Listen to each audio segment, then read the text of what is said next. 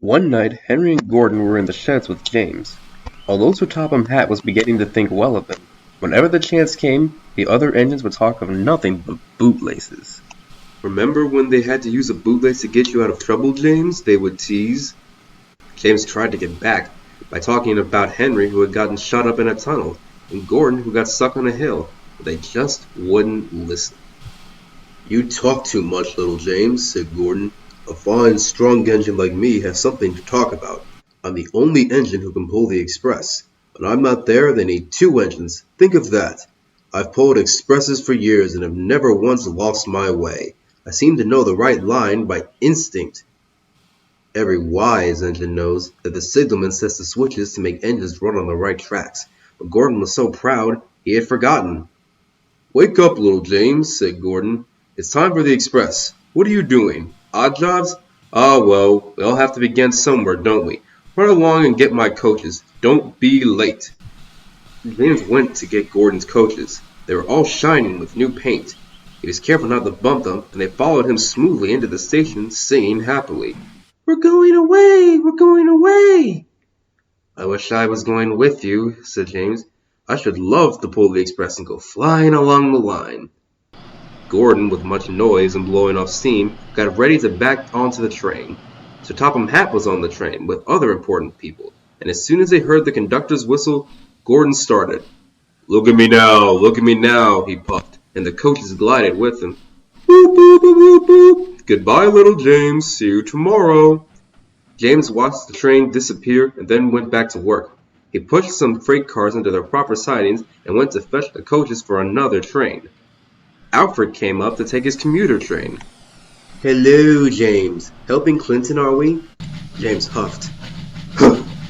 I'd rather be pulling the express. Look at Gordon. Everyone comes to see him and they sing his praises for going fast. Alfred chuckled. That is true. But Gordon goes as far as the mainland, sometimes only making 1 or 2 stops. It's an important job. You know, you would do well pulling the express. Really? Why not? You can pull coaches. You just need to slow down and be gentle at times. It would help if I wasn't stuck here in the yard. Be patient, James. Your chance will come. Speaking of which, are my coaches ready? Head on over to the platform. I'll be there in a moment.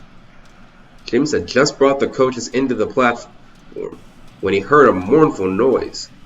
There was Gordon trying to sneak into the station without being noticed. Hello, Gordon. Is it tomorrow? Gordon didn't answer. He just let off steam feebly. Did you lose your way, Gordon? No, it was lost for me.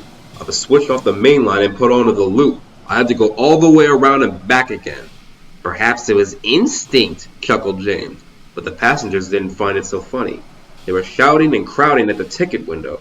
We want our money back, they demanded. Sir Topham Hatt climbed onto a cart and blew the conductor's whistle so loudly that they all stopped to look at him. Then he promised a new train at once.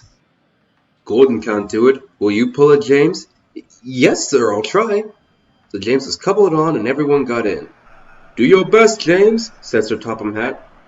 Come along, said James as he started. You're pulling us well, sang the coaches. Hurry, hurry, hurry, puffed James.